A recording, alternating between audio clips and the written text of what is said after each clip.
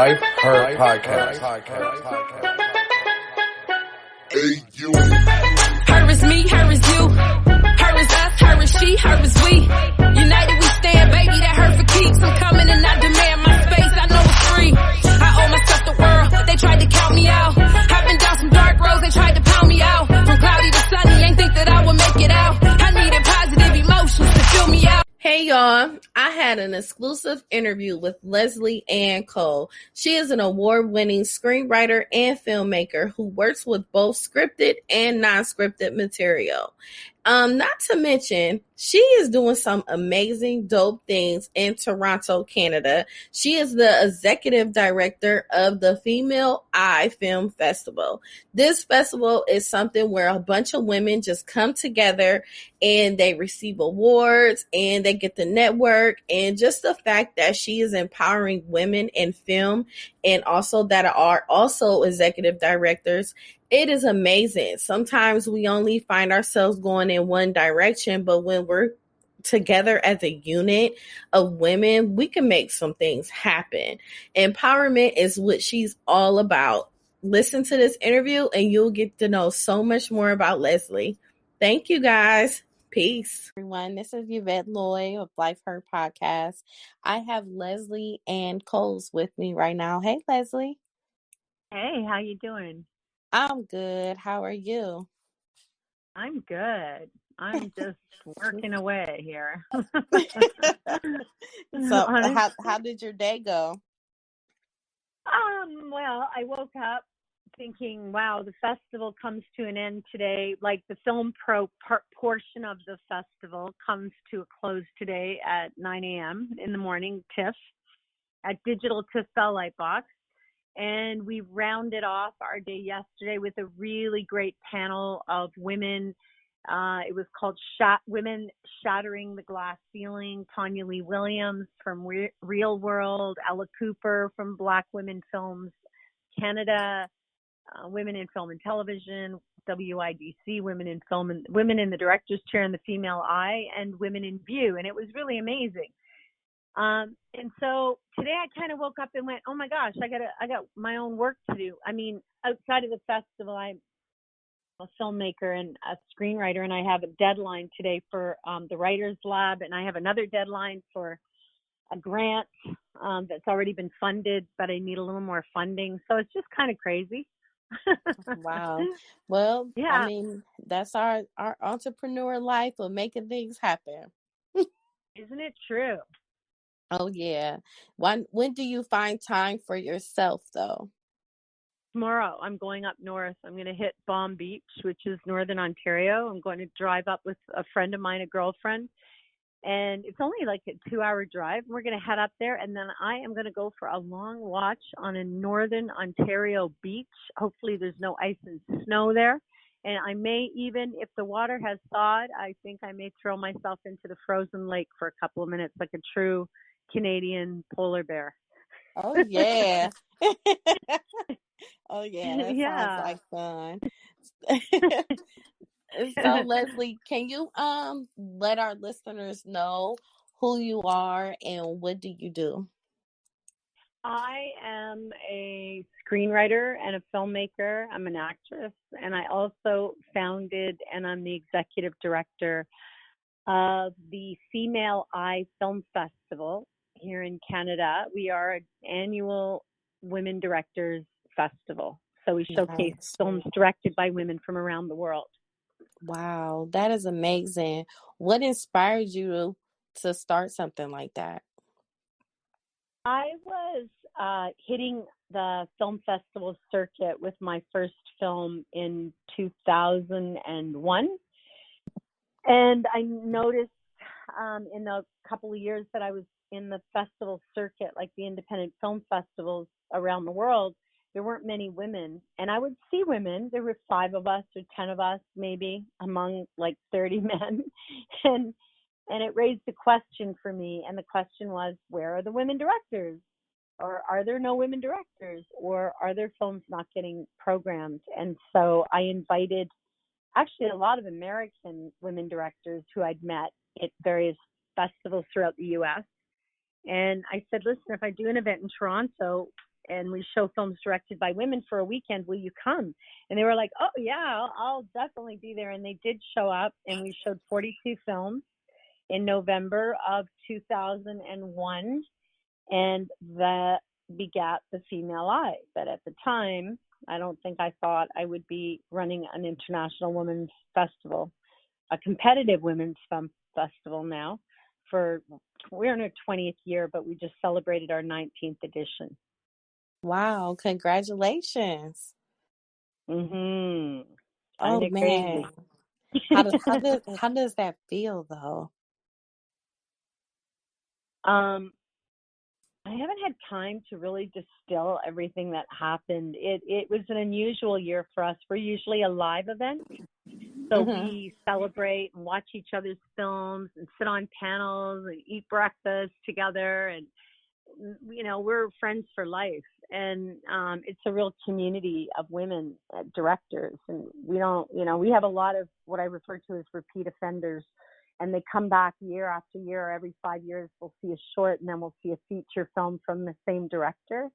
And sometimes we'll even see collaborations between filmmakers that didn't know each other, but met at the Female Eye, and they decided to collaborate. So I think I haven't had time to really distill the whole digital platform, virtual meetings, virtual screenings. I haven't had time to fully process that whole experience. Yeah, so I don't know. Oh, wow. I kind of figured you was going to say that. That's why I asked you that. Because, you know, sometimes we just work so hard and we are just trying to accomplish so many things. And sometimes we just don't think about it because it comes natural for us to do the things that we do every day because this is what we Oh love my to do. goodness. Yep, women, women, women. I mean, I we are know. so powerful and incredible and hardworking. It's like ridiculous what we do in any given day. It marvels me. I'm honestly I'm in awe of every woman on the planet. Tell you the truth. Yes. Yes, Yeah. for sure. So behind the scenes of Leslie, what are the obstacles that come into your life as far as you making these things happen? Because we all know it's not a walk in the park. So take someone on the inside that is looking on the outside of the things that you go through to try to put things together for these women. Right. Well, I mean, certainly some of the obstacles, like I think I shared with you prior to coming on the call, I received funding for a film that I wrote and I'm directing, and I'm actually in part of it. And I'm going to camera the end of the summer, early fall. But I didn't get funding from another funder, so I'm going back to that funder to say, hey, I've got over 50% of the budget. Are you going to come in? And I've slightly revised my original proposal. So we'll see what happens. So in terms of my work funding, in terms of my life, there's never enough time. And, you know, we're still fighting for equality in the industry of film and television. We're still fighting, you know, ageism, and we're fighting, you know, perceptions and characters, and don't even get me into the whole BIPOC, that all of that gender, not even gender inequality. There's just so much that we fight, you know, systemically as a people, that I feel that is sometimes an obstacle. Although we've seen changes in the last 5-10 years, certainly more women getting funding, more women directing films, but we've made a lot of noise and we've taken down a lot of walls, and we'll continue to. How do you feel as far as women being treated in the Hollywood aspect of it? I think we need more women writing and directing because women portray women differently than men.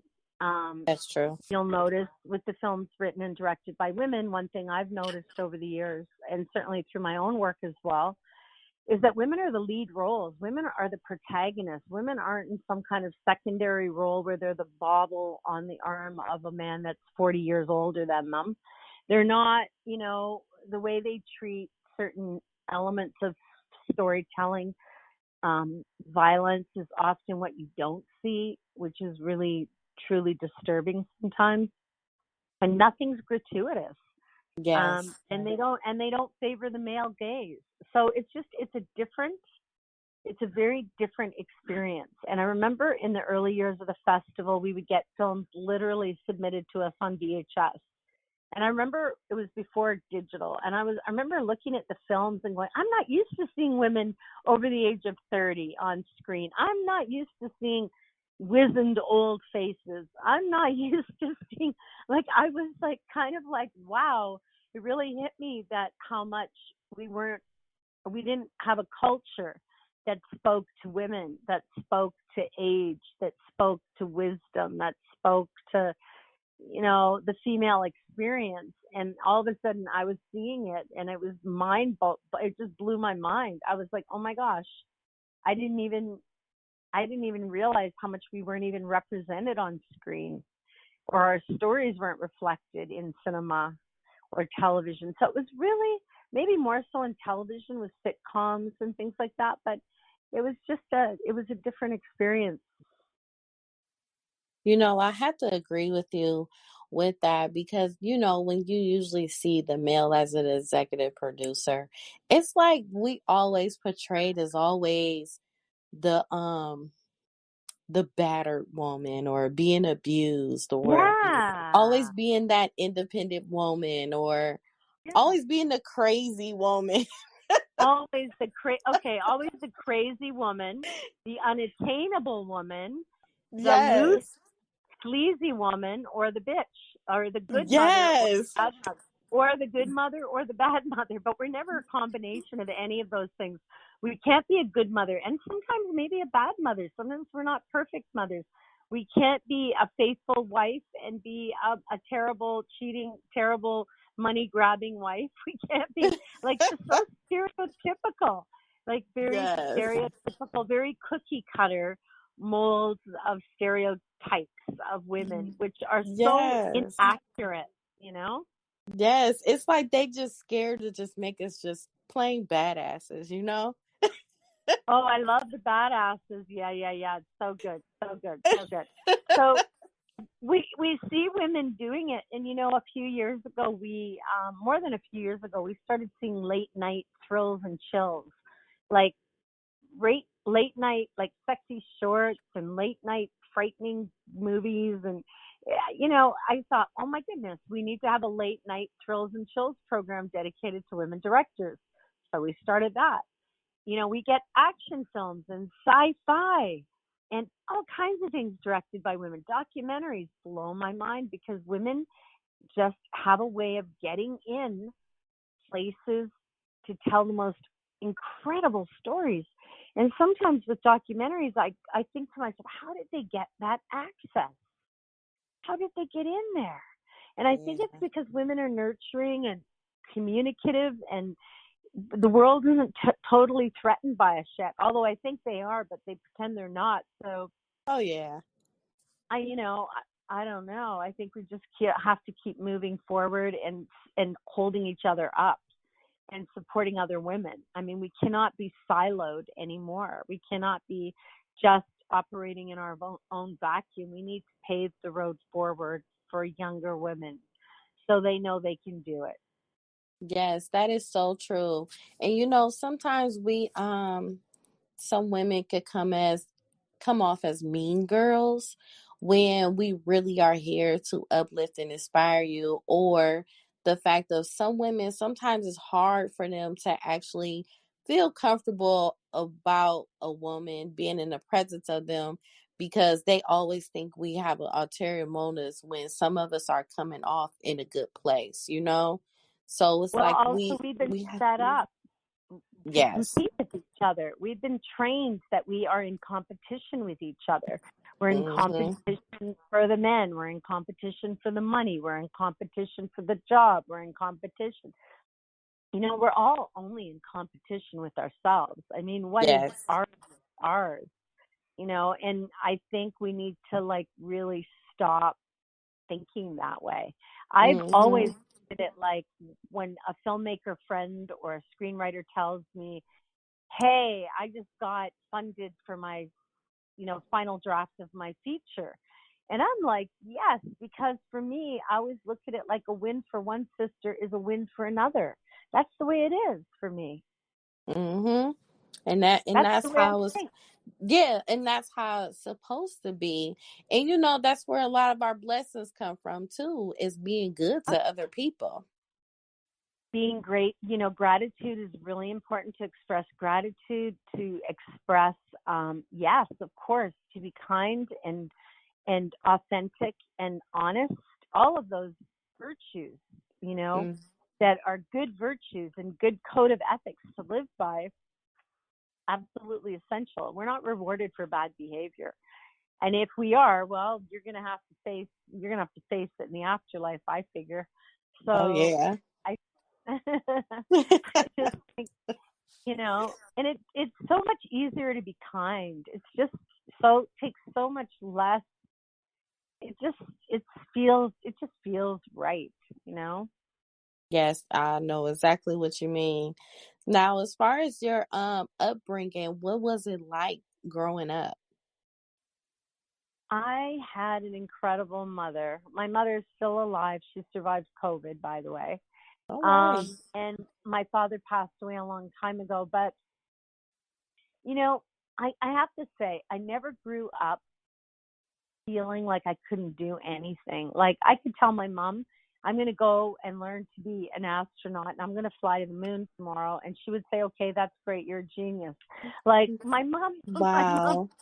I was a bit of a problem in classrooms as a little girl because I was very hyper and I couldn't sit still. And I had a vivid, wild imagination. And I was blessed in that I had teachers who really encouraged me in my early like grade 1 to grade 4. I had this one amazing teacher who I still think of, and she recognized that I was a storyteller and that I was a creative and that I had a vivid imagination and I loved to tell the class my crazy stories and put on my plays and my skits, and I would run around from classroom to classroom.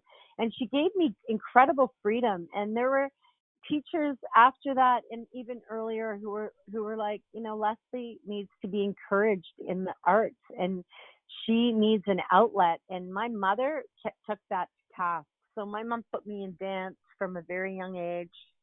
She tried to find outlets for my creativity because I was also a disruption in the class. So there was that I was a blessed creative child, but there was also I was a huge distraction in the class. Like I would stuff myself inside a garbage can and go throwing myself down the stairs just for laughs. Like I thought I was a stunt woman or something. I don't know. I did that once, but I ate pottery glaze once, and I had to be taken to Oh the hospital, wow.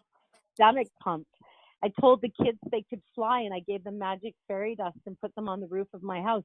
I mean, I got in a lot of trouble as a little girl not because I was reckless or trying to hurt anybody, but just because I had this vivid imagination, and I Right. believe, and my mom recognized that, and so did I. I had some great teachers, but my mother really encouraged me and gave me a proper channel, an outlet. And I can't imagine if I had not had that as a child, like not been, had harnessed that energy and that impulsivity and that, moving forward type of big energy. I don't know what would have happened to me if they had you know, put me on Ritalin or given me electroshock therapy or something. Like Right. I'm kind of being extreme. Okay, I'm really exaggerating here, That's but you get okay. the idea. You get the idea. So I was very grateful to have a very loving mother. There were problems in my parents' relationship. I mean, they divorced when I was probably 13 or 14, I guess. And then my father passed away shortly thereafter, but no, he didn't. He died when I was 19. But, my mom was a single mom for a long time. She raised 3 of us on her own. Um, she she was strict. but loving, and she was an intuitive person. I think she was very intuitive and gifted in that way. Like she recognized, certainly for me, she recognized that I needed to have a channel for my activity, for my energy and my creativity and my imagination. And she helped me with that a lot. Wow. That's good that she gave you the imagination, the ability to be yourself. That's one of the important things. Some people have the vision of their child being a certain way, not realizing their child is created differently off their imagination or how they want them to be or want to train them to be. It's just like Yeah. sometimes you gotta let your child be free and then maneuver from that to build them up. Well, the indigenous community, like in Canada anyway, there is a philosophy, and it's an ancient philosophy among a lot of communities.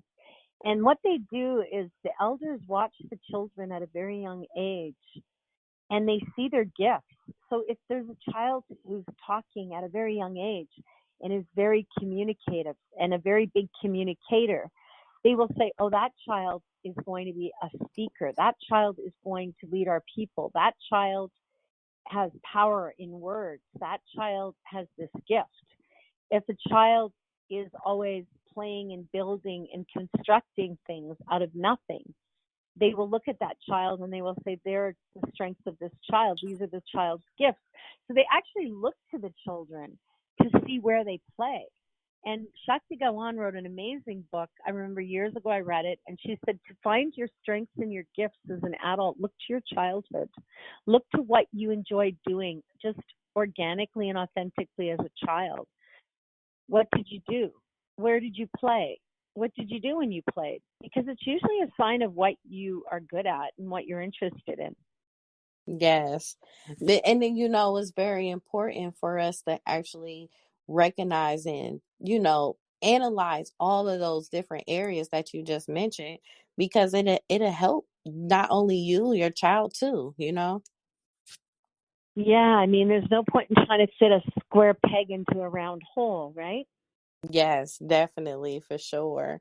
And look where you are today. You have a whole film festival for women, and your imagination took you where you at today. Yes, this is true.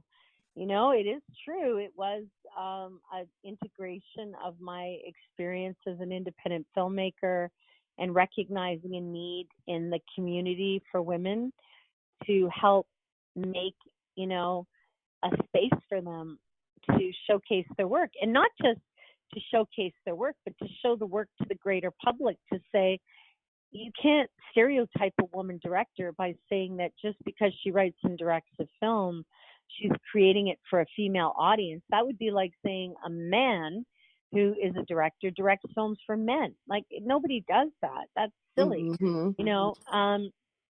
So to try to break stereotypes and break the mold and the public perception of women as creatives in the film and television industry is probably my, the female I will definitely be part of, my legacy, I'm sure. Yeah. Um, and I'm proud of that. Yes, that is amazing. Could you tell me a little bit about the different films that you have done in the past and what do you have coming up? Sure. So I just finished in 2019 to 20. I released a film, Melody Makers, which I wrote and directed and produced. I had some other producers come in, and it's about music journalism and rock and roll at a time when there was trust between the press and the artist. So it's based on an amazing photo archive of photographs that were taken between 1965 in 1975. So every great artist like David Bowie, Diana Ross, Jimi Hendrix, the Rolling Stones, Pink Floyd, Led Zeppelin, Elton John. I mean, it goes on, and by one photographer who lives here in Toronto, who shot for that magazine, and it was known as Melody Maker, and it was a jazz musician's trade paper in 1928, and then in the 1960s, I think 1965, they put the Beatles on the front cover, and it changed the whole paper. It became what was revered as the Bible of rock and roll. That's what they called it. They said it was if you wanted to know the truth and you wanted to know what was going on, you read this Melody Maker. And so I made that documentary, and I released an app, like an IDM for the film, the companion app with photos and picture puzzles and rock trivia. And then I just found out today I'm a finalist with the Atlanta Film Festival screenplay competition for a Western that I wrote. Wow. Called Soil Dove. It's about it's kind of a feminist Western. It's about a posse of women outlaws who rescue women and children from violence and oppression and repatriate them to this town called Soil Dove. So Soil Dove has 10 finalist awards in international screenplay competitions right now. And it just literally today I got an email congratulating me that I'm in the quarterfinals for the Atlanta Film Festival screenplay competition, which is really huge. Yes, congratulations. Yeah, so I'm excited. And then I'm going to be directing my short film, The Curtain, at the end of the summer, early fall. And then I'll be shooting again in the winter, because I'm shooting 2 days in the winter to tell my story. So I'm getting busy again with my own film work and my screenwriting, for sure. That is amazing. Could you tell me what is In the Refrigerator about? I thought it was quite interesting because you had the spirit of a haunted dancer. And I'm like, oh, that sounds like it's good. Yeah, so that is a film that is kind of a Frances Farmer story. I don't know if you're familiar with that film. Faye Dunaway was in a film called Frances Farmer, which was based on a true story of a woman who was put into an asylum. And this story, In the Refrigerator, is based on loosely on a great aunt of mine who I never met, but I knew her sisters. They were my aunties. And growing up, they used to say, like I told you, I danced my entire life. I danced before I moved into film. I was a choreographer and a modern dancer for 18 years. Maybe not that long, but I mean, from my childhood, I danced too. So In the Refrigerator was inspired by this great aunt of mine named Dorothy. Everybody called her Doll. And she was gone before I was born, but my great aunts used to often talk about her. So when she was 23, she was put in a notorious mental health facility because she drank a bottle of iodine, because my great grandmother wouldn't let her marry someone that she wanted to marry. So she drank a bottle of iodine. And I guess back in the day, if you did something like that, you were crazy. And so they put her in this mental institution, and I went and I retrieved her file. I was curious about her because I look a lot like her, and I also danced. And they used to say to me, oh, you remind us of our sister Doll. She loved to dance, just like you, Leslie Ann. And I was like, oh, who is she? I got to know who she is. So I researched her, and I found out, I mean, she died in that place when she was 45. Can you believe it? They did so much electroshock therapy to her every day that back in the day, like, she would have grand mal seizures and heart attacks. And my mother was a little girl when my grandmother used to bring her to visit. Doll was my grandmother's sister.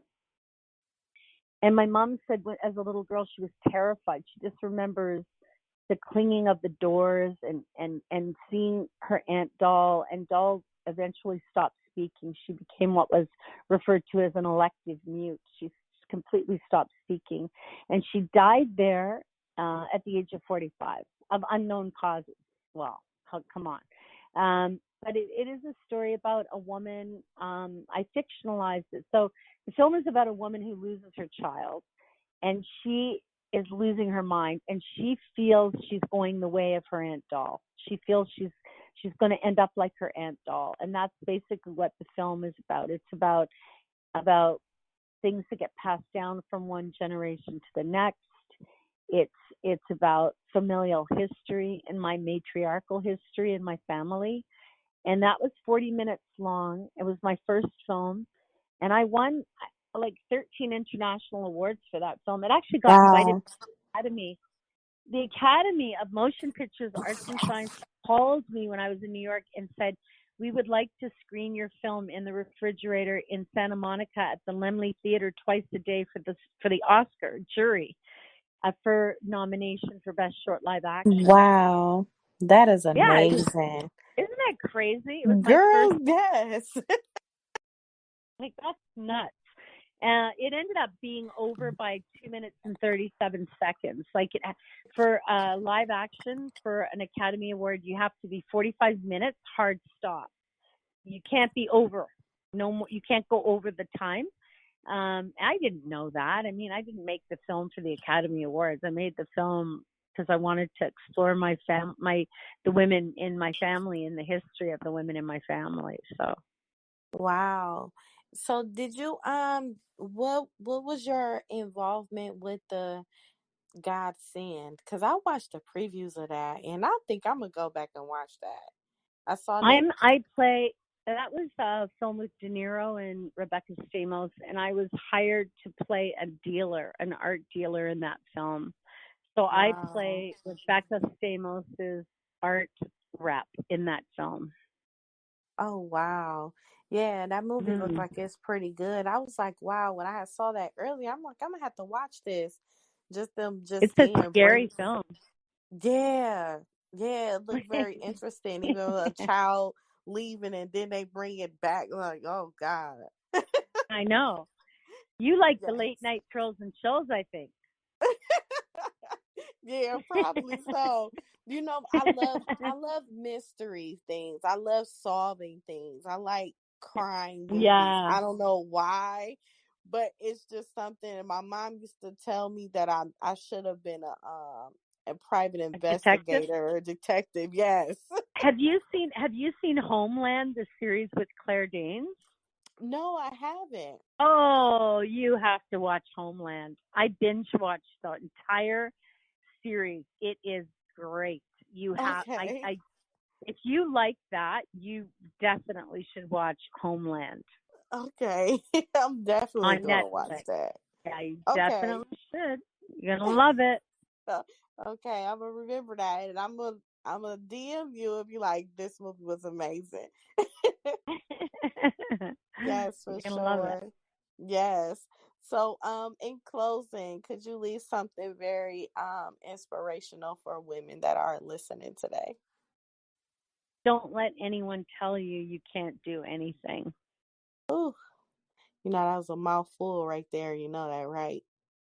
Yeah. That was a mouthful. Because, sometimes we unconsciously let people dictate our lives Yeah. because women are natural people pleasers. Yeah, it's true. We're peacekeepers. Oh yeah, definitely. And we just want to just care, love, give, and do everything. But I think we are in the new form of our lives where we need to start tapping into our power and loving ourselves more and caring about ourselves and being firm Well, I about. agree. And they say that for us to love greatly, we have to love ourselves first. How Yes. can you can't really fully love and take care of other people if we don't take care of ourselves, Yes, that is so right? true. Yes, that is And true. and and I think we just need to give ourselves permission to just be authentically who we are, and to never let anyone tell us there's something we can't do or we shouldn't do. If we feel it's in our spirit and we should do it, we're being moved by that, we should do it, you know? Hmm. Yes, for And not sure. and not not be led by other people's fears. Oh yeah, oh yeah. They'll put that on us real quick, Oh yeah. real Yeah, quick. yeah, yeah. Yeah. Yes. Well, thank you so much for being on Life Her Podcast. I really enjoyed our conversation today. I did as well. It was lovely speaking with you. It was lovely. Thank you again. Thank you. Take care. Thank you everyone for tuning in to Life Her Podcast, where we help heal women all over the world. Don't forget to follow us on Instagram and Facebook, Life Her Podcast, and check out our YouTube page as well. And make sure you subscribe. You can also look onto our website and you can purchase merchandise and listen to the podcast episodes. I am Yvette Lloyd. I am Life Her. Love yourself, ladies. Take care of yourself and others you love dearly.